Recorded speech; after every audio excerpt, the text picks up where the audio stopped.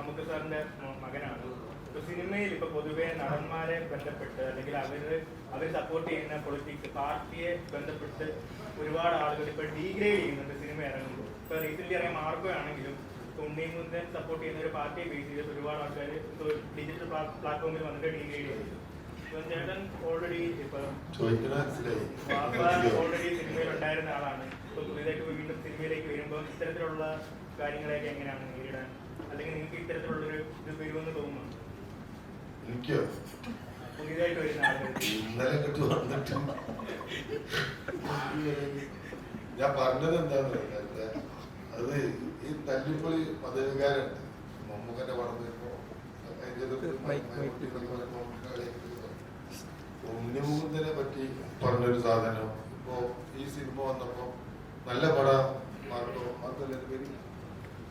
നല്ല പടം എന്ന് എല്ലാരും പറഞ്ഞു. അതില് കമന്റ് എന്ത് വരുന്നുണ്ട്, അതൊരു തല്ലിപ്പൊളി രാഷ്ട്രീയം ഉണ്ടതിന്റെ വെക്കില് അത് ചെയ്യാൻ പാടില്ല. ഒരു 100-200 പേര് നല്ല ഭംഗിയിൽ ജോലി ചെയ്യുന്ന ഒരു സംഭവം ഒരു സിനിമ നടത്തുന്നത്. അപ്പൊ ഒരു 100-200 മേലെ കുടുംബം ജീവിക്കും. ഈ പ്രൊഡ്യൂസർക്ക് 10 രൂപ തിരിച്ചു കിട്ടിയാലും അയാൾ വീണ്ടും പടർക്കും ഇങ്ങനെ റൊട്ടേറ്റ് ചെയ്ത് ഇങ്ങനെ മുന്നോട്ട് പോകും.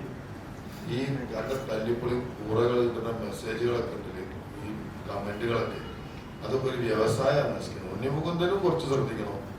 ഉണ്ണിമുകുന്ദന് രാഷ്ട്രീയം ഒരു കലാകാരന് രാഷ്ട്രീയം പാടില്ല. രാഷ്ട്രീയം പറ്റും, ഒരു ഹാർഡ് കോർ രാഷ്ട്രീയം ഇങ്ങനെ വിളിച്ചു പറഞ്ഞൊന്നും പാടില്ല. നമ്മളെല്ലാവരും കൂടെ ഒരുമിച്ച് ജീവിക്കേണ്ടത്. എനിക്കെന്തായാലും ഇവിടെ മരിച്ച് ഇന്നെ വിളിച്ചിട്ടുണ്ട്, ആർക്കും വിളിച്ചിട്ട് കാര്യമുണ്ടോ? ഉണ്ണിമുകുന്ദന് ചില സ്റ്റേറ്റ്മെന്റ് ഒക്കെ കൊടുക്കുമ്പോഴാണ് തിരിച്ചിങ്ങനെ വരുന്നത്. ആ സിനിമനെ നല്ലൊരു സിനിമന് നശിപ്പിക്കാൻ പാടില്ല. മുകുന്ദന്റെ ക്യാരക്ടറിലല്ല സിനിമ.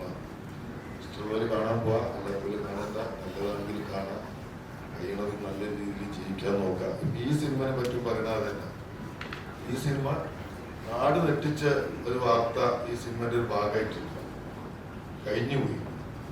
ഇനി നാളെ നടക്കുന്ന ഇപ്പോഴത്തെ സാഹചര്യം കണ്ടാലും അന്ന് സംഭവിച്ചതിന് ശേഷം നടക്കുന്ന സാഹചര്യം കണ്ടാലും ഇനിയും അത് സംഭവിക്കും. ഒരുപാട് തവണ സംഭവിക്കും കേരളത്തിൽ. അങ്ങനെ ഒരു സന്ദേശം സിനിമയിൽ വലിയൊരു സന്ദേശം സിനിമയിൽ കഴിഞ്ഞു പോയത് ഇനി വരുന്ന ഏകദേശം ഒരു ഉറപ്പുള്ള സാധനം. കാരണം ആ കേസിലൊക്കെ പെട്ടിപ്പോൾ തടിച്ചു കൂർന്ന് ജയിലിൽ കിടക്കുക. അപ്പൊ ഇനിയും തടിക്കുക, ആളുകൾക്ക് ഇതൊക്കെ ചെയ്യുകയും ചെയ്യുക. അങ്ങനെ സാഹചര്യം കേരളത്തിൽ ഉണ്ടെന്നില്ല. അങ്ങനെ ഒരു സന്ദേശം സിനിമയിൽ പറഞ്ഞില്ലേ, മതവികാരം സിനിമ. അതായത് ഈ അദ്ദേഹം പറഞ്ഞ കൂടുതൽ ഞാൻ കുറച്ചു മുമ്പ് എല്ലാ ചാനലും എല്ലാ കൊല്ലവും എപ്പോൾ വിളിച്ചാലും പറയുന്ന ഒരു വാരമാണ്. അതിപ്പം നമ്മൾ മാറ്റി മറിക്കാൻ പറ്റിയല്ല. ഇപ്പം ഈ സിനിമയുടെ കാര്യം പറഞ്ഞില്ല, അദ്ദേഹം ഒരു സിനിമ ചെയ്തു. അത് ചെയ്തതിനകത്ത് എന്താണെന്നുള്ള കാര്യം അവർ കാണുന്നതിൽ കണ്ടെത്തി. ഒരു സിനിമ ഇറങ്ങിക്കഴിഞ്ഞാൽ അതിനകത്ത് ജാതി, മതം, ദേശം, ഭാഷ, രാഷ്ട്രീയം ഇതൊക്കെ കൂട്ടിക്കൊടിച്ചു കഴിഞ്ഞാൽ അത് ഞാൻ പറയുന്നത് പറഞ്ഞാൽ വിവരമില്ലാത്ത ആൾക്കാർ കാണിക്കുന്ന ഒരു പരിപാടിയാണ്. വിവരമുള്ളവരങ്ങനെ കാണിക്കും. കാരണം എത്ര ആളുകൾ, ഏതൊക്കെ മതത്തിലുള്ളവർ, ഏതൊക്കെ ആൾക്കാർ, ഏത് രാഷ്ട്രീയക്കാരൊക്കെ 10-200 പേര് കൂടി ചെയ്യുന്ന, അതിനകത്ത് അവർക്കില്ലാത്ത രാഷ്ട്രീയം ഈ കാണുന്നവർക്ക് ആലോചിച്ച് നോക്കി. നമ്മളൊക്കെ സിനിമ ചെയ്യുമ്പോഴത്തേക്കും പല ചായ കൊണ്ടുവരുന്ന ഇറങ്ങാൻ വേറെ ഒരു മതത്തിൽപ്പെട്ടായിരിക്കും. അയ്യോ അവനല്ല, എനിക്ക് മറ്റേ എൻ്റെ ചായ വേണം അങ്ങനെ പറയാൻ പറ്റും. അത് പറയാൻ പറ്റിയല്ല. ഒരു രാഷ്ട്രീയക്കാരൻ അവൻ മറ്റേ രാഷ്ട്രീയക്കാരനാണ്. ഇതെല്ലാം കൂടെ മേടിച്ച് ഇപ്പം ഞണ്ണിയേച്ച് കുറ്റം പറയുക. അങ്ങനെ ഞണ്ണിയേച്ച് കുറ്റം പറയരുത്. അവിടെ പല ആൾക്കാർ വേണം, പല തൊഴിലുകളാണ്. അവിടെ നിന്ന് ഔട്ടിറങ്ങുമ്പോഴത്തേക്കും പണം പറയുമ്പോഴത്തേക്കും ഈ ചീഞ്ഞ വർത്താനം പറയുന്നവർക്ക് ദൂരമില്ലാത്ത ഉണ്ണിമുകുന്ദൻ്റെ പടത്തിനകത്ത് അത് കൊണ്ടുപോയി അത് പരസ്യമായിട്ട് നിങ്ങൾ സപ്പോർട്ട് ചെയ്യില്ലെന്നാണ്. നിങ്ങളതൊന്നും വലിച്ചു കിട്ടരുത്. അതിനകത്ത് നിങ്ങൾ സത്യത കൂടെ ആയിരിക്കും.